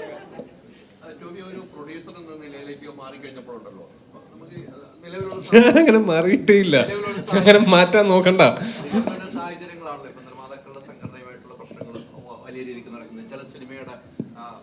ഞങ്ങളുടെ സംഘടനയുമായിട്ട് ആർക്കാണ് പ്രശ്നം? ഞങ്ങൾ നിർമ്മാതാക്കളുടെ സംഘടനയുമായിട്ട് ആർക്കാണ് പ്രശ്നം? ചില വിവരണങ്ങൾ പുറത്തു വിടുന്നു. ഇപ്പം ഈ സിനിമ ഇന്ന് ഇറങ്ങിയിരിക്കുകയാണ്, ഇന്നലെ ഇറങ്ങിയിരിക്കുകയാണ്. ഇനി ഒരു മാസം കഴിയുമ്പോൾ അവർ ഇതിന്റെ എമൗണ്ട് പുറത്തു വിടുന്നു. വെയിറ്റിംഗ്. ആരെങ്കിലും കള്ളക്കണക്ക് നടത്തണമെന്ന് എനിക്ക് അങ്ങനെ വേണം അറിയാനായിട്ട്. അങ്ങനത്തെ സംഭവങ്ങളൊക്കെ നടക്കുന്നുണ്ട്. ഒരു ആക്ടറാണ്, ഇപ്പോൾ നിർമ്മാതാവായിട്ടുണ്ട്. അത്തരം ഒരു രീതി ഒരു സിനിമ നിർമ്മിക്കാൻ വരുന്ന, ഇപ്പം ടോവി ഇവിടെ ഉള്ള ആൾ വരുന്നു, ഇപ്പം ടോവിയുടെ സിനിമ പുറത്ത് നിന്ന് ഒരാൾ നിർമ്മിക്കാൻ വരുമ്പോൾ ഈ സിനിമ മലയാള സിനിമയുള്ള പരാജയത്തിൻ്റെ കണക്കുകൾ അവതരിപ്പിക്കുമ്പോൾ ഒരു നിർമ്മാതാവ് സ്വയം മാറിപ്പോകുന്ന സാഹചര്യം പല സിനിമയ്ക്കൂടെ സംഭവിച്ചിട്ടുണ്ട്. അത്തരം ഒരു രീതിയൊക്കെ ഇപ്പം നിർമ്മാതാവെന്ന നിലയിൽ തന്നെയാണ് ഞാൻ ചോദിക്കുന്നത്. അങ്ങനെ അത്തരം രീതിയൊക്കെ തുടർന്നു കഴിഞ്ഞാൽ ഈ സിനിമ മലയാള സിനിമയ്ക്ക് നഷ്ടങ്ങൾ ഉണ്ടാകുമെന്ന് പേഴ്സണലി എൻ്റെ അഭിപ്രായം കേട്ടോ. നഷ്ടങ്ങൾ ഉണ്ടാവുള്ളൂ, അതിന് പുരോഗതി ഒരിക്കലും ഉണ്ടാകില്ല. ആ രീതി എങ്ങനെയാണ് ടോവി കാണുന്നത്?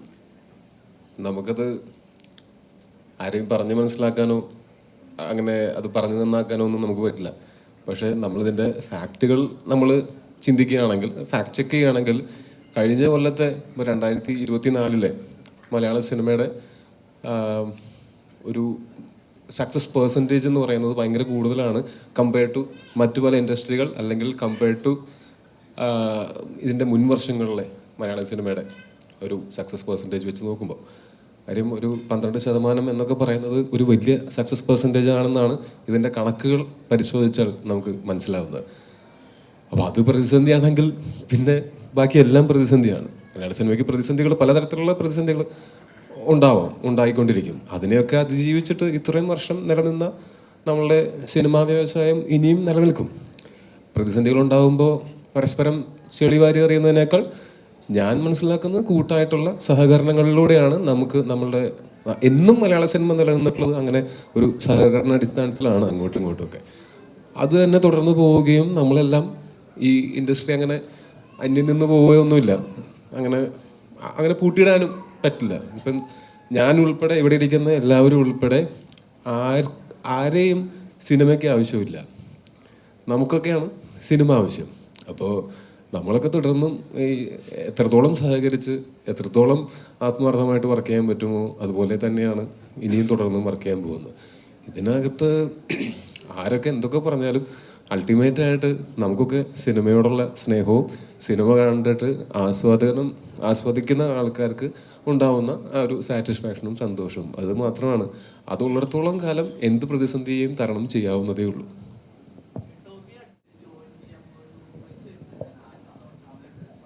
ഞാൻ അടുത്ത് ടൂർ പോകുമ്പോഴാണ് അടുത്ത് ജോയിൻ ചെയ്യാനായിട്ട് ഞാൻ എന്തായാലും ഒരു ജൂൺ വരെ ഞാനിപ്പോൾ ഈ വർഷം ഞാൻ സിനിമകളൊന്നും അഭിനയിച്ചിട്ടില്ല. എനിക്ക് ആകെ ഞാൻ ഒരു കുറച്ച് ദിവസം നരിവേട്ട കഴിഞ്ഞിട്ട് ഞാൻ വേറെ സിനിമകളിലൊന്നും അഭിനയിച്ചിട്ടില്ല. ഞാനും കുറച്ച് യാത്രകളൊക്കെ ചെയ്യാനുള്ള താല്പര്യമുണ്ട്. അതുകൊണ്ട് അങ്ങനെ യാത്രകളൊക്കെ ചെയ്തുകൊണ്ടിരിക്കുകയാണ്. അപ്പോൾ അടുത്ത ആഴ്ച ഞാനൊന്ന് ഡിസ്കഷൻസ് പലതും നടക്കുന്നുണ്ട്. ഇപ്പോൾ ആ സമയം ഞാൻ അതിന് വേണ്ടിയിട്ടാണ്, യാത്രയ്ക്കും ഇനി മുന്നോട്ടുള്ള സിനിമകളുടെ ഡിസ്കഷനും വേണ്ടിയിട്ടാണ് ഞാൻ ആ സമയം മാറ്റി വെച്ചിട്ടുള്ളത്. അതിൻ്റെ ഒപ്പം ഇപ്പോൾ അടുത്ത ആഴ്ച ഞാനൊന്ന് തായ്വാനിൽ പോവുകയാണ്. അവിടെ തായ്പയിൽ ഗോൾഡൻ ഹോഴ്സ് ഫിലിം ഫെസ്റ്റിവലിൽ ഫാൻറ്റസി ഓഫ് ദ ഇയർ എന്ന് പറഞ്ഞിട്ട് നമ്മളുടെ ARM അവിടെ സ്ക്രീൻ ചെയ്യപ്പെടുന്നുണ്ട്. അപ്പോൾ ഞാൻ വേറെ ഏതെങ്കിലും സിനിമയുടെ ഷൂട്ടിലായിരുന്നെങ്കിൽ എനിക്ക് തായ്പേയി കാണാൻ പറ്റൂലായിരുന്നു. അപ്പോൾ ഞാൻ ഫ്രീ ആണെങ്കിൽ വാ എൻ്റെ റൂമിൽ കിടക്കാം. ഓക്കെ, അപ്പോൾ അങ്ങനെ അതിന് പോകുന്നുണ്ട്. അപ്പോൾ അങ്ങനെ പിന്നെ ഫാമിലി ആയിട്ടൊക്കെ കൂടുതൽ സമയം സ്പെൻഡ് ചെയ്യാനായിട്ട്. മറ്റേത് ചേട്ടൻ ബാക്കിയുള്ള കാര്യങ്ങളൊക്കെ നോക്കിക്കോളുമായിരുന്നു. ഇപ്പം ചേട്ടൻ തിരക്കിലായതുകൊണ്ട് ഞാനാണ് വീട്ടിൽ പ്രധാനപ്പെട്ട കാര്യങ്ങളൊക്കെ നോക്കുന്നത്. ഞാനാണ് താരതമ്യേന തിരക്ക് കുറഞ്ഞ ആൾ വീട്ടിലെ ഗൃഹനാഥൻ. പക്ഷേ ഈ പറഞ്ഞ പോലെ ഇനി വരുന്ന സിനിമകൾ ഒക്കെ എന്ന് വെച്ചാൽ അതിൻ്റെ സമയാസമയങ്ങളിൽ ഞാൻ അപ്ഡേറ്റുകൾ സോഷ്യൽ മീഡിയയിലൂടെയോ അല്ലെങ്കിൽ ഇതുപോലെ എപ്പോഴെങ്കിലും നമുക്കിരുന്ന് പങ്കുവയ്ക്കാം. ഇപ്പം എക്സ്ക്ലൂസീവ് ചോദിക്കില്ലേ, അപ്പം പിന്നെ അത് എക്സ്ക്ലൂസീവ് ആവില്ലല്ലോ. ചേട്ടമ്പിയാണ് അല്ല, ഈ വർഷം ഇപ്പോൾ ജൂൺ തൊട്ട് പള്ളിച്ചട്ടമ്പിയിൽ ഷൂട്ട് തുടങ്ങണം.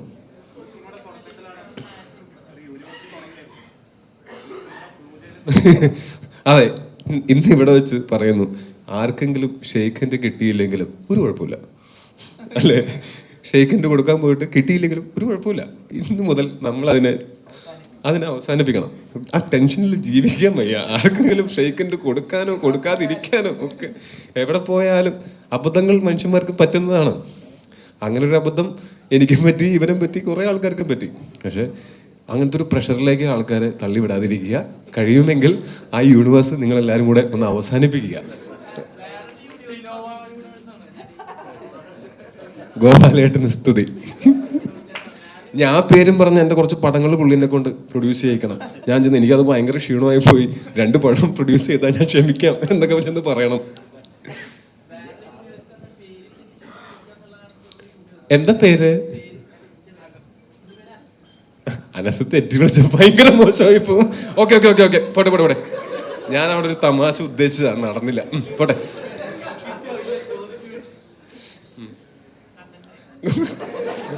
ഓക്കെ,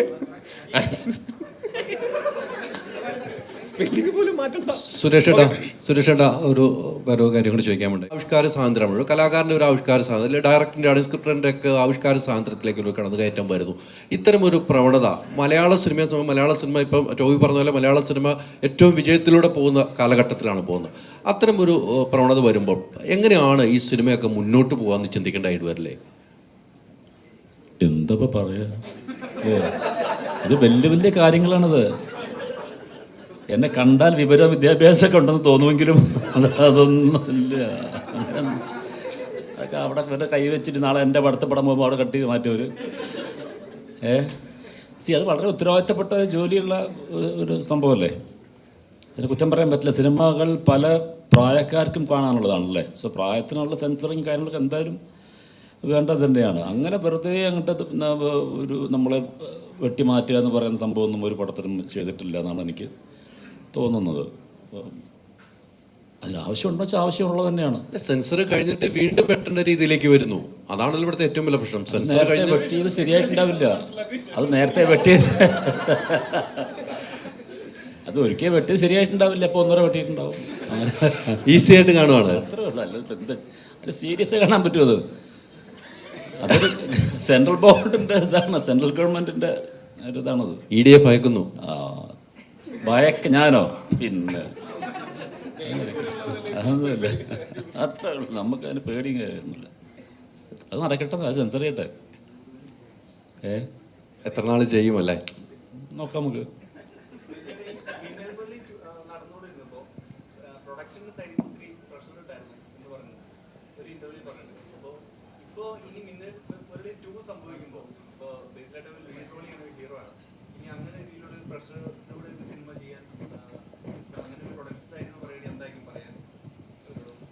ഇല്ല, അങ്ങനെ പ്രഷർ ഉണ്ടാവുക എന്ന് പറയുന്നത് സ്വാഭാവികമായിട്ടും ഉണ്ടാകുന്ന പ്രഷറാണ്. ഇപ്പോൾ ഈ സിനിമയിലാണെങ്കിലും മരണമാസത്തിന് ശിവപ്രസാദിന് പ്രഷർ ഉണ്ടായിരുന്നു എന്ന് ചോദിച്ചാൽ ഇപ്പോൾ ശിവപ്രസാദ് പ്രഷർ ഉണ്ടായിരുന്നു എന്നേ പറയുള്ളൂ.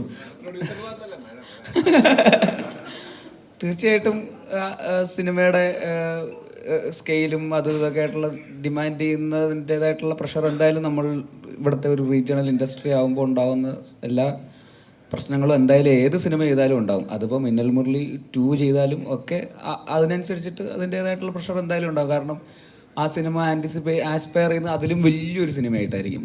അപ്പോൾ തീർച്ചയായിട്ടും ആ ബജറ്റിലും വലിയ സിനിമയായിട്ടായിരിക്കും അത് അതിൻ്റെ ഒരു അംബീഷൻ എന്ന് പറയുന്നത്. അപ്പോൾ തീർച്ചയായിട്ടും അത് പ്രഷറിൽ തന്നെ വർക്ക് ചെയ്യാൻ പറ്റുള്ളൂ. പ്രഷറിൽ അങ്ങനെ ചെയ്യുമ്പോഴാണ് ആക്ച്വലി നമുക്കും കൂടുതൽ ക്രിയേറ്റീവ് ആവുകയും കൂടുതൽ ഇന്നോവേറ്റീവായിട്ടൊക്കെ നമുക്ക് പുതിയ കാര്യങ്ങൾ ചെയ്യാനും പറ്റുക. നമ്മൾ ഭയങ്കര ലക്ഷറിയിൽ നമ്മൾ വർക്ക് ചെയ്ത് കഴിഞ്ഞാൽ നമ്മൾ താഴോട്ട് ഉഴപ്പിപ്പോകും. ഇത് ശരിക്കും നമ്മൾ കുറേ സിനിമകളിൽ വർക്ക് ചെയ്യുമ്പോൾ നമ്മൾ കാണുന്നതെന്ന് വെച്ചാൽ എപ്പോഴും പ്രൊഡ്യൂസറും ഡയറക്ടറും തമ്മിൽ നിരന്തരമായിട്ട് അങ്ങനെയുള്ള കോൺഫ്ലിക്റ്റുകൾ ഉണ്ടായിക്കൊണ്ടിരിക്കണം എന്നാണ്. അത് 2 സൈഡിൽ നിന്ന് നോക്കുന്ന സമയത്ത് ഒരു ഡയറക്ടർ അങ്ങനത്തെ കോൺഫ്ലിക്റ്റുകൾ ഇല്ലാതെ വീക്കായി പോയി കഴിഞ്ഞാൽ ചിലപ്പോൾ സിനിമയ്ക്ക് ആവശ്യമുള്ള സാധനങ്ങൾ ചോദിച്ച് മേടിക്കാൻ പറ്റാണ്ടായി പോകും. അങ്ങനെ ആവശ്യമുള്ള സാധനങ്ങൾ ചോദിച്ച് മേടിക്കാൻ വേണ്ടിയിട്ട് ഡയറക്ടറും ഫൈറ്റ് ചെയ്യണം. എന്നാൽ അമിത ചെലവോ അനാവശ്യ ചെലവോ ഇല്ലാതിരിക്കാൻ വേണ്ടിയിട്ട് പ്രൊഡ്യൂസറും ഫൈറ്റ് ചെയ്യണം. അതിൻ്റെ പേരിലുള്ള പ്രഷറാണ് ഉണ്ടാവുന്നത്. പക്ഷേ ഏറ്റവും നന്നായിട്ട് ഈ പറഞ്ഞ ഇങ്ങനത്തെ കോൺഫ്ലിക്റ്റുകൾ ഉണ്ടാവുന്നതിനെ പരിഹരിച്ച് സിനിമയ്ക്ക് എന്താണോ ആവശ്യം അത് നേടിയെടുക്കുന്ന ഡയറക്ടറും അനാവശ്യമായിട്ടുള്ള എന്തുണ്ടോ അതൊക്കെ കട്ട് ചെയ്ത് മാറ്റുന്ന പ്രൊഡ്യൂസറുമുള്ളൊരു സിനിമയാണ് ഏറ്റവും അതിൻ്റെ കറക്റ്റ് ബഡ്ജറ്റിൽ ഏറ്റവും നല്ല ഔട്ട്പുട്ട് നമുക്ക് ഉണ്ടാക്കാൻ പറ്റുക. അപ്പോൾ അതുകൊണ്ട് അങ്ങനെ ഉണ്ടാകുന്ന അഭിപ്രായങ്ങളും അഭിപ്രായ വ്യത്യാസങ്ങളും ഒക്കെ സിനിമയ്ക്ക് ഗുണമേ ചെയ്യുള്ളൂ. പിന്നെ എപ്പോഴും നമ്മൾ ഈ നമ്മളുടെ ഈ നമുക്ക് കുറേ വെല്ലുവിളികളും പ്രതിസന്ധികളും കുറേ കോൺസ്ട്രെയിൻസും ഒക്കെ നമുക്കുണ്ടാവും. അതൊക്കെയാണ് നമ്മളെ കൊണ്ട് കൂടുതൽ ക്രിയേറ്റീവായിട്ട് ചിന്തിക്കാനും അതങ്ങനെ സിനിമകൾ എടുക്കാനും ഒക്കെ സഹായിക്കുന്നത്. ഭയങ്കര കൺവീനിയൻ്റ് ആയിട്ടുള്ള സാഹചര്യങ്ങളിൽ നമ്മുടെ ക്രിയേറ്റിവിറ്റി ഉറപ്പായിട്ടും വളരെ സ്ട്രഗിൾ ചെയ്യും. ആ കൺവീനിയൻസ്, പല മൈനർ ഇൻകൺവീനിയൻസസ് ചിലപ്പോൾ നമുക്ക് ഉണ്ടാക്കി തരുന്നത് ചിലപ്പോൾ ഒരു പുതിയൊരു ക്രിയേറ്റീവ് രീതികളോ അങ്ങനത്തെ പുതിയ കാര്യങ്ങളിലേക്ക് നമ്മൾ പരീക്ഷിച്ച് നോക്കുന്നത് അങ്ങനത്തെ ഇൻകൺവീനിയൻസസ് ഉണ്ടാകുമ്പോഴാണ്. അപ്പോൾ നല്ലതാണ് അങ്ങനെ പ്രഷർ. അല്ല, നമ്മൾ ഉറപ്പായിട്ടും നമ്മൾ അങ്ങനത്തെ കാര്യങ്ങളിൽ, അതായത് ബഡ്ജറ്റ് അമിതമായിട്ട്, ഇപ്പം മഴ കൊണ്ടുള്ളത് നമുക്കറിയാം, അതല്ലാതെ അമിതമായിട്ട് പോവാതിരിക്കാൻ ഞാനും, എന്നാൽ ഈ സിനിമയ്ക്ക് ആവശ്യമുള്ളതെല്ലാം നേടിയെടുക്കാനായിട്ട് ശിവനും അങ്ങനെ നിന്നാൽ മാത്രമേ നമുക്ക് ഐഡിയൽ ബഡ്ജറ്റിൽ ഒരു ഐഡിയൽ ഔട്ട്പുട്ടുള്ള സിനിമ ഉണ്ടാക്കാൻ പറ്റുള്ളൂ. അത് ഹെൽത്തി ആണെന്നാണ് ഞാൻ വിശ്വസിക്കുന്നത്. അല്ലെങ്കിൽ ഒരു സിനിമയ്ക്ക് ഇപ്പോൾ ബഡ്ജറ്റിൻ്റെ കാര്യം പറയുമ്പോൾ ഒരു കാര്യങ്ങൾ ചോദിച്ചത്, ഇപ്പം ടോബ് കൃത്യമായ കാര്യങ്ങളാണ് ഇപ്പോൾ പറഞ്ഞു വയ്ക്കുന്നത്. നമുക്ക് സിനിമയുടെ, നമ്മളിപ്പോൾ ആദ്യം നിർമ്മാതാക്കളുടെ സംഘടന കൊടുക്കുന്ന ഒരു ബഡ്ജറ്റ് ഉണ്ടാവും, നമ്മൾ സിനിമയുടെ ബഡ്ജറ്റ് കൊടുക്കും. ഇത് അമിതമായി കൂടി എന്ന് നിർമ്മാതാക്കൾ പറഞ്ഞു. പക്ഷേ അതിൻ്റെ കൂടുന്ന കാരണമാണ് ഇപ്പോൾ പറഞ്ഞത്. മഴ പെയ്തു കഴിഞ്ഞാൽ നമുക്ക് ദിവസം കൂടുന്നു, നമ്മൾ പൈസ കൊടുത്തുകൊണ്ട്, നിർമ്മാതാവ് പൈസ കൊടുത്തുകൊണ്ടിരിക്കണം. ആ ആദ്യം കൊടുക്കുന്ന കണക്ക് മാത്രമേ നിർമ്മാതാക്കളുടെ സംഘടനയിലുള്ളൂ. പിന്നീട് മഴ കൂടി, ആ മഴ കൂടിയപ്പോൾ എനിക്ക് ഇത്രയായിരുന്നു, അവിടെ കണക്ക് കൊടുക്കാനോ കണക്ക് ചോദിക്കാനോ അവർ വരുന്നില്ല. അത്തരം രീതികൾ കൃത്യമായി ഇടപെടാതെയാണ് ഇവർ ചില പണമിടപാട് പുറത്തു വിടുന്നത്. ഇപ്പം ടോബിക്ക് തന്നെ ഈ സിനിമയ്ക്ക് കൊടുത്തതിന് ബജറ്റ് ആയിരിക്കില്ല ഇപ്പോൾ ഈ സിനിമ തീരുമ്പോൾ, ഒരിക്കലും ആയില്ല. എത്ര ദിവസം മഴ പെയ്തെന്ന് പറയുമ്പോൾ തന്നെ നമുക്കറിയാം എത്ര പേർക്ക് പൈസ കൊടുക്കണം. ബാറ്റ ഉൾപ്പെടെ, നെറ്റ് ബാറ്റയാണ്, ഇരട്ടി ബാറ്റയാണ് വരുന്നത്, അതുൾപ്പെടെ ബജറ്റ് കൂടുകയാണ്. അതൊന്നും കണക്കിൽപ്പെടുത്താതെയാണ് നിർമ്മാതാക്കൾ ചില കണക്കുകൾ പുറത്തു വിടുന്നതെന്ന് തോന്നുന്നു. കണക്കിൽപ്പെടുത്തിയിട്ട് കണക്കുകൾ പുറത്തു വിട്ടാലും എന്താ വ്യത്യാസം? അതായത് പൈസ നമുക്ക് ഈ സിനിമയ്ക്ക് ആവശ്യമുള്ള ബഡ്ജറ്റ് ഈ സിനിമയ്ക്ക് ആയിട്ടുണ്ട്. മഴ പോലുള്ള കാര്യങ്ങൾ നമുക്ക് നിരോധിക്കാനൊന്നും പറ്റില്ലല്ലോ. ഇപ്പോൾ ഒരു വർഷത്തിലൊരു 8-9 മാസവും മഴയുള്ള ഒരു സംസ്ഥാനമായിട്ട് നമ്മളുടെ മാറിക്കൊണ്ടിരിക്കുന്നു. അപ്പോൾ നമുക്ക് അതിനനുസരിച്ച് അഡ്ജസ്റ്റ് ചെയ്ത് ഷൂട്ട് ചെയ്യുക, അങ്ങനത്തെ ഒരു ബഫർ കാണുക എന്നുള്ളതല്ലാതെ നമുക്ക് എന്ത് ചെയ്യാൻ പറ്റും? ആരെ ബ്ലെയിം ചെയ്യാൻ പറ്റും? നമുക്ക് പ്രപഞ്ചത്തിനെ ബ്ലെയിം ചെയ്തിട്ട് ഒന്നും ചെയ്യാൻ പറ്റില്ലല്ലോ. ഓക്കെ, അതെല്ലാം ഈ പറഞ്ഞ പോലെ കാലാകാലങ്ങളായിട്ട് നടക്കുന്ന പോലെ തന്നെ ഇനിയും നടന്നുകൊണ്ടിരിക്കും. പണ്ടും മഴയുണ്ടായിരുന്നു, ഇപ്പോഴും മഴയുണ്ട്. നമ്മൾ അതിനനുസരിച്ച് എല്ലാവരും കൂടെ സഹകരിച്ച്, ഞാൻ നേരത്തെ പറഞ്ഞതാണ്, സഹകരണ അടിസ്ഥാനത്തിൽ മുന്നോട്ട് പോവുക എന്നുള്ളത് തന്നെയാണ്. അപ്പോൾ ഒത്തിരി സന്തോഷം കേട്ടോ, നല്ല സിനിമ. ഓക്കെ, അപ്പോൾ ഇത്രയും നേരം നമ്മളോട് ഇൻറ്ററാക്ട് ചെയ്ത എല്ലാവർക്കും നന്ദി. ഇരിക്കുന്ന എല്ലാവരും നാളെ തന്നെ പോയി മരണമാസം കാണണമെന്ന് അപേക്ഷിക്കുന്നു. മരണമാസത്തിനെ പറ്റിയിട്ടുള്ള കാര്യമായിട്ടുള്ള ചോദ്യങ്ങളൊന്നും വന്നില്ല, കുഴപ്പമില്ല. അപ്പോൾ എല്ലാവരും സിനിമ കണ്ട അഭിപ്രായം എല്ലാവരോടും പറയണം. ഇഷ്ടപ്പെട്ട ഫേസ്ബുക്ക്, ഓൺലൈൻ മീഡിയയിലും നിങ്ങളുടെ കൂടുതൽ ആൾക്കാരുടെ അടുത്ത് എല്ലാവരും സംസാരിക്കണം. നമ്മൾ ആദ്യമായിട്ട് ചെയ്തൊരു ടോബിയുടെ സൈഡിൽ നിന്നാണെങ്കിൽ നമുക്കെല്ലാവരും നമ്മളൊരു ബിഗിനിങ് സമയത്തുള്ള ഒരു സിനിമയാണിത്. അപ്പോൾ എല്ലാവരും സിനിമ കണ്ട് അഭിപ്രായങ്ങൾ എല്ലാവരും അറിയിക്കണമെന്ന് അപേക്ഷിക്കുന്നു.